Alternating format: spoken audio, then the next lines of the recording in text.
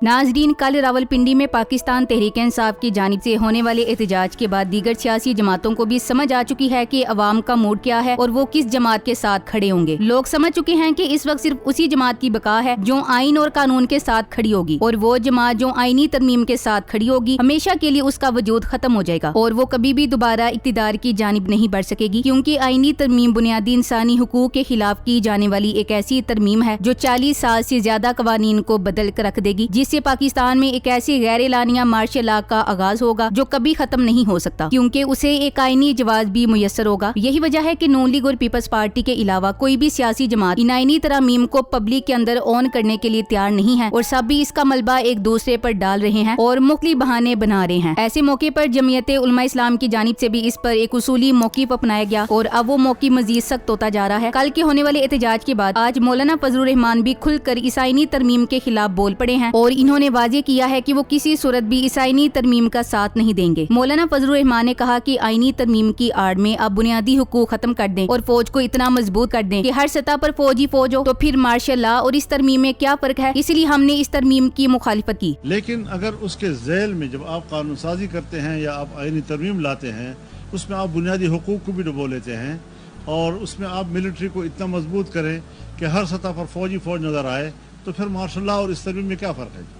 ये तो दूसरे मामले में आप मार्शल लॉ लगा रहे थे, तो इसमें हमने बिल्कुल सपोर्ट नहीं किया और वो इजलास नहीं हो सका। मौलाना फजलुर रहमान की जानिब से वाज़ेह मौक़िफ़ आने के बाद अब आईनी तरमीम बढ़ने जा रही है, क्योंकि अब वाज़ेह हो चुका है कि जमीयत उलमा इस्लाम इस तरमीम के हक में कोई वोट नहीं देगी, क्योंकि कोई भी जमात इस आईनी तरमीम के हक में वोट देकर हमेशा के लिए अवाम की नजरों से गिर नहीं सकती, क्योंकि जिस भी जमात ने इस आईनी तरमीम को सपोर्ट किया लोग उसे अपने बुनियादी हुकूक का कातिल समझेंगे और ऐसा मुमकिन ही नहीं है कि लोग अपने बुनियादी इंसानी हुकूक खत्म करने वाली सियासी जमात को मजीद सपोर्ट कर सकें। मौलाना फजलुर रहमान इमरान खान के बहुत बड़े नाकिस समझे जाते हैं और इन्होंने माजी में इमरान खान के खिलाफ काफी सख्त मौक़िफ़ अपनाए रखा है, लेकिन रजीम चेंज ऑपरेशन के बाद उन्हें एहसास होना शुरू हो गया था कि वो एक ट्रैप के अंदर फंस चुके हैं, क्योंकि इमरान खान की मुखालिफत में उन्होंने पीपल्स पार्टी और नून लीग को गले लगा लिया, जिसका खमियाजा उन्हें खैबर पख्तूनख्वा में इस इलेक्शन में भरपूर भुगतना पड़ा, क्योंकि उनकी खैबर पख्तूनख्वा और बलोचिस्तान में अवामी मकबूलियत बिल्कुल खत्म हो गई, जिसके बाद उन्हें अंदाजा हो गया कि रजीम चेंज ऑपरेशन में शामिल तमाम जमातें अब अवामी मंजरनामे से खत्म होने की जानिब गामजन है, क्योंकि जिस दिन भी शफाफ इलेक्शन हुआ इन जमातों का वजूद ही खत्म हो जाएगा, जिसका वाज़ेह इजहार 8 फरवरी को पाकिस्तान की कौम ने किया और रजीम चेंज ऑपरेशन में शामिल तमाम जमातों को मुस्तरद कर दिया। मौलाना फजलुर रहमान को 8 फरवरी के इलेक्शन के नताइज से समझ आ चुकी थी कि अगर इन्हें अपनी जमात का वजूद बरकरार रखना है और सियासत करनी है तो फिर इन्हें अपनी लाइन बदलनी पड़ेगी और रजीम चेंज ऑपरेशन के किरदारों का साथ छोड़ना पड़ेगा और अवाम की जानिब बढ़ना पड़ेगा। लिहाजा इन्होंने मैंडेट चोरी के खिलाफ आवाज उठाई और मौजूदा हुकूमती टोले को तस्लीम करने से इनकार कर दिया और वाज़ेह तौर पर कहा कि ये मैंडेट इमरान खान का है, लिहाजा उसे हुकूमत सौंप दी जाए। मौलाना फजलुर रहमान के इस मौक़िफ़ को भरपूर अवामी तायद और हिमायत हासिल हुई और सोशल मीडिया पर भी मौलाना फजलुर रहमान के मुतालिक पाकिस्तानी कौम का रवैया बदलना शुरू हुआ और वो वक्त भी आया जब कौम ने मौलाना फजलुर रहमान की तारीफों में जमीन आसमान के कलाबे मिलाना शुरू कर दिए, क्योंकि मौलाना फजलुर रहमान ने आईनी तरमीम हुकूमत का साथ देने से इनकार कर दिया और यही वो पॉइंट था जब इन्होंने अपनी मुकम्मल सियासत बचा ली और इनका और पाकिस्तान तहरीक इंसाफ का इतिहाद शुरू हो गया। अगर मौलाना फजलुर रहमान पाकिस्तान तहरीक इंसाफ और इमरान खान के मुतालिक अपना रवैया ना बदलते तो फिर इनका अंजाम भी वही होना था जो मुस्लिम लीग नून और पीपल्स पार्टी का हो चुका है, क्योंकि नून लीग ने भी इस इलेक्शन में पूरे पंजाब से सिर्फ 17 सीटें हासिल की हैं, जबकि पीपल्स पार्टी का तो जनाजा ही निकल चुका है। लिहाजा मौलाना फजलुर रहमान ने इनकी गलतियों से सीखते हुए इस मैंडेट चोर हुकूमत में शामिल होने की बजाय अवाम का साथ देने का फैसला किया और वाज़ेह तौर पर कहा कि ये मैंडेट जिनका है उनके हवाले किया जाए, क्योंकि अवाम ने इमरान खान को मुंतखब किया है, लिहाजा इमरान खान की जमात को इख्तिदार सौंपना चाहिए, क्योंकि ये अवाम का फैसला है और हमें जमहूरियत में अवाम के फैसले का एहतराम करना चाहिए। मौलाना फजलुर रहमान के इस मौक़िफ़ को सुनकर सब हैरान रह गए थे कि मौलाना को क्या हो गया है और वो क्यों इमरान खान की हिमायत कर रहे हैं, लेकिन मौलाना फजलुर रहमान जान चुके थे कि अगर इस वक्त वो अवाम के साथ खड़े ना हुए तो अवाम ने इन्हें हमेशा के लिए मुस्तरद कर देना है और वो कभी भी सियासी मैदान में एक सीट भी हासिल नहीं कर पाएंगे, बल्कि वो अवाम की नफरत का निशाना बन जाएंगे और आने वाली इलेक्शन में इनके पास एक सीट भी नहीं होगी। लेकिन अगर वो अवाम की सबसे मकबूल जमात पाकिस्तान तहरीक इंसाफ की जानिब हाथ बढ़ाते चाहते हैं तो इनका मुस्तकबिल रोशन है। जहाँ वो सेनेट में भी पाकिस्तान तहरीक इंसाफ से 2-3 सीटें ले लेंगे, जबकि कौमी असम्बली में भी पाकिस्तान तहरीक इंसाफ के साथ इत्तेहाद करके दर्जन भर सीटें भी ले लेंगे और वजारत भी ले लेंगे और ये हुकूमत के मजे भी ले लेंगे और जमात की मकबूलियत भी वापस आ जाएगी। लिहाजा इन्होंने ऐसे वक्त में जाली हुकूमत और मैंडेट चोरी का साथ देने की बजाय अपनी जमात के तवीलुल मुद्दती मफादात को मद्देनजर रखा और एक बेहतरीन फैसला लिया, जिसने एक बार फिर इन्हें कौम के सामने एक हीरो के रूप में पेश कर दिया है और लोग मौलाना फजलुर रहमान की तारीफ कर रहे हैं। यहाँ तक कि इमरान खान ने भी मौलाना फजलुर रहमान की तारीफ करते हुए कहा कि वो जमहूरियत और आइन की बालादस्ती के लिए डट गए हैं, जो काफी खुशाइंद बात है। माजी में मौलाना फजलुर रहमान और इमरान खान एक दूसरे के खिलाफ काफी सख्त बयानात देते रहे हैं, लेकिन अब इमरान खान का रवैया भी मौलाना फजलुर रहमान के मुतल्लिक बदल चुका है, जबकि मौलाना फजलुर रहमान भी इमरान खान के मुतल्लिक अपना मौक़िफ़ बदल चुके हैं। लिहाजा अब दोनों जमातों के दरमियान इत्तेहाद की फिजा बन चुकी है, जिसका वाज़ेह इज़हार मौजूदा आईनी तरमीम से हो रहा है, जहां मौलाना फजलुर रहमान ने हुकूमत का साथ देने की बजाय पाकिस्तान तहरीक इंसाफ के साथ खड़े होने का फैसला किया और यूं आईनी तरमीम पेश ना हो सकी क्योंकि हुकूमत के पास नंबर पूरे नहीं थे। अगर मौलाना फजलुर रहमान इस आईनी तरमीम में हुकूमत का साथ दे देते तो हुकूमत ने वजारत भी दे देती और हुकूमत में शामिल भी कर लेती और आईनी तरमीम करने में भी कामयाब हो जाती। लेकिन मौलाना फजलुर रहमान जान चुके हैं कि इस हुकूमत की मियाद भी ज्यादा नहीं है, लिहाजा वो 1-2 माह की आर्जी हुकूमत के लिए अपनी दर्जनों सालों की मेहनत को जाया नहीं करना चाहते और अपने सियासी सफर को तवील करने के लिए और अगली नस्ल में मुंतकिल करने के लिए इन्होंने अपनी सियासी जमात को मजबूत बनाने की कोशिश की है और पाकिस्तान तहरीक इंसाफ के साथ हाथ मिलाने की कोशिश की है। मौलाना फजलुर रहमान ने हर किस्म की धमकियों को नजरअंदाज कर दिया और खुलकर पाकिस्तान तहरीक इंसाफ का साथ देने का ऐलान किया। इन्हें हर किस्म की लालच भी दी गई और फोन कॉल करके इन्हें नताइज से भी खबरदार किया जाता रहा, लेकिन मौलाना फजलुर रहमान ने अपनी जमात को आग में झोंकने की बजाय अपने सियासी मुस्तकबिल को तरजीह दी और आईनी तरमीम के खिलाफ डट कर खड़े हो गए, जिसका इजहार आज भी इन्होंने किया और कहा कि वो इस आईनी तरमीम का साथ नहीं देंगे क्योंकि ये इंसानी हुकूक के खिलाफ है और वो इंसानी हुकूक के खिलाफ किसी भी कार्रवाई का हिस्सा नहीं बनेंगे क्योंकि वो एक सियासतदान है और इन्हें अवाम से वोट लेने हैं और अगर वो अवाम के खिलाफ होने वाली किसी भी तरमीम का साथ देंगे तो इसका मतलब है कि वो अवाम के साथ गद्दारी करेंगे और अगली दफा अवाम इन्हें अपने वोट की ताकत से जवाब देगी, लिहाजा वो अवाम के सामने जवाबदेह हैं और अवाम के मफादात का सौदा नहीं करेंगे। मौलाना फजलुर रहमान अब इस हुकूमत के लिए दर्दे सर बन चुके हैं क्योंकि वो माजी में इसी हुकूमत के इत्तेहादी रहे हैं, बल्कि जिस वक्त इस हुकूमती इत्तेहाद का सरबराह मौलाना फजलुर रहमान खुद थे तो उस वक्त वही इस सारी रजीम को लीड कर रहे थे। इमरान खान की हुकूमत में इनके खिलाफ अवामी तहरीक सबसे पहले मौलाना फजलुर रहमान ने खुद शुरू की थी और उसके बाद इन्होंने मुस्लिम लीग नून और पीपल्स पार्टी समेत दीगर ओपोजिशन जमातों को अपने साथ मिलाने की कोशिश की और यूं इन्होंने पाकिस्तान डेमोक्रेटिक मूवमेंट के नाम से एक इत्तेहाद कायम किया जिसकी सरबराही इनके अपने पास थी और वही पाकिस्तान डेमोक्रेटिक मूवमेंट को लीड कर रहे थे। मौलाना फजलुर रहमान इमरान खान की मुखालिफत में इस हद तक चले गए थे कि इन्होंने वाज़ेह तौर पर कहा था कि खिजा जाए बाहर आए ना आए, यानी कि इमरान खान की हुकूमत को घर भेजना लाजमी है, चाहे इसके नताइज पाकिस्तान के लिए कैसे भी हों और इससे पाकिस्तान की माशत को जितना मर्जी नुकसान पहुंचे, लेकिन इमरान खान को मैं इक्तिदार में नहीं देख सकता और मेरे से इमरान खान बर्दाश्त नहीं होता, लिहाजा मैं उसे घर बेच कर ही रहूंगा। मौलाना फजलुर रहमान को इन कोशिशों में कामयाबी हासिल नहीं हुई थी और इनकी पीडीएम तहरीक चलाने के बाद नाकाम होकर अगले इलेक्शन का इंतजार करने लगी थी, लेकिन फिर जनरल बाजवा ने इस पीडीएम तहरीक के पलड़े में अपना वजन डाला और तमाम सियासी जमातों को यकीन दहानी करवाई कि आलमी ताकतें भी हमारे साथ हैं, लिहाजा यही बेहतरीन वक्त है कि हम इमरान खान को इक्तिदार से हटा दें और इस हवाले से वो इनका भरपूर साथ देंगे। जनरल बाजवा की वजह से ही तमाम सियासी जमातें खुलकर इमरान खान के खिलाफ खड़ी हो गईं और इन्होंने जनरल बाजवा की जानिब से पेश की जाने वाली तहरीके अदम एतमाद में इमरान खान के खिलाफ एक इत्तेहाद की शक्ल में वोट डाले और इमरान खान की हुकूमत को घर भेज दिया, जिसके बाद पीडीएम की हुकूमत बनाई गई। लेकिन मौलाना फजलुर रहमान को सदर का लारा लगा कर रखा गया, ताहम सदर आरिफ अलवी ने इस्तीफा देने से इनकार कर दिया तो मौलाना के ख्वाब चकनाचूर हो गए। लेकिन पीडीएम की हुकूमत ने मौलाना को हर मौके पर धोखा दिया, जिसके बाद आहिस्ता आहिस्ता मौलाना इस हुकूमत से अलग होना शुरू हो गए और जब इलेक्शन हुए तो मौलाना को अवामी रद्दमल का एहसास हुआ और इन्होंने मुस्लिम लीग नून और पीपल्स पार्टी का साथ देने की बजाय पाकिस्तान की अवाम का साथ देने का फैसला किया। इस वक्त भी जरदारी की बजाय मौलाना फजलुर रहमान को पाकिस्तान का सदर बना दिया जाता तो शायद वो ये ऑफर मानकर हुकूमत में शामिल हो जाते, लेकिन मौलाना फजलुर रहमान को बिल्कुल इग्नोर कर दिया गया। यही वजह है कि जब हुकूमत को इनकी मदद की जरूरत पड़ी तो इन्होंने भी हुकूमत का साथ देने से इनकार कर दिया। मौलाना फजलुर रहमान की जानिब से हुकूमत को ये इनकार इनकी सियासी हैसियत को मजबूत कर गया है और अगर मौलाना फजलुर रहमान मजबूती से अपने मौक़िफ़ पर कायम रहे तो वो पाकिस्तान तहरीक इंसाफ के साथ मिलकर इक्तिदार हासिल कर सकते हैं। मौलाना फजलुर रहमान ने पहली बार एक ऐसी पोजीशन ली है जिसकी वजह से इन्हें अवाम में भरपूर मकबूलियत मिल रही है और इनकी सियासी हैसियत भी मजबूत होती जा रही है, लिहाजा अगर वो इस मौके पर अपने बयान से फिरते हैं तो इनकी रही सही हैसियत भी खत्म हो जाएगी, लिहाजा इनके पास मौका है कि वो अपने इस मौक़िफ़ पर डट जाएं और हुकूमत का साथ देने से इनकार कर दें। इनका मौजूदा मौक़िफ़ देखकर ये वाज़ेह हो रहा है कि वो हुकूमत का साथ नहीं देंगे और अपना सियासी मुस्तकबिल बचाने की कोशिश करेंगे, जिसका इजहार आज आज इन्होंने कर दिया है कि वो अवाम के खिलाफ होने वाली इस आईनी तरमीम का हिस्सा नहीं बनेंगे और इन्होंने अवाम के खिलाफ वोट ना देकर एक उसूली फैसला किया है जिस पर वो कायम रहेंगे। बहुत जल्द हुकूमत की जानिब से इस आईनी तरमीम के लिए दोबारा इजलास बुलाया जाएगा जिसके लिए प्लानिंग हो रही है, लेकिन वाज़ेह लग रहा है कि मौलाना फजलुर रहमान इस बार भी हुकूमत का साथ नहीं देंगे, चाहे आईनी तरमीम में कुछ चीजें वापस ले ली जाएं। लेकिन ये भी देखा जा सकता है कि ये तरमीम सिरे से ही पाकिस्तान के आइन से तसादुम है और इंसानी हुकूक पे डाका डालने के मुतरादिफ है, लिहाजा मौलाना फजलुर रहमान इस आईनी तरमीम के खिलाफ खड़े होंगे। Thanks for watching. Allah Hafiz.